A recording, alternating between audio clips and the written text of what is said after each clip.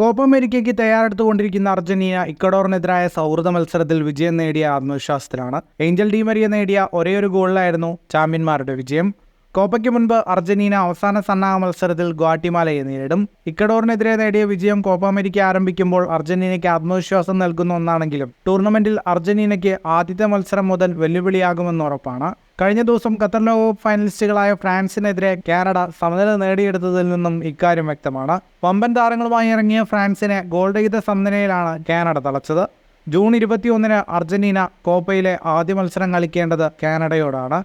Alphonso David's, Jonathan David തുടങ്ങിയ താരങ്ങളുള്ള കാനഡയ്ക്കെതിരെ വിജയം സ്വന്തമാക്കാൻ അർജന്റീന മികച്ച പോരാട്ടം തന്നെ നടത്തേണ്ടി വരുമെന്നുറപ്പാണ്.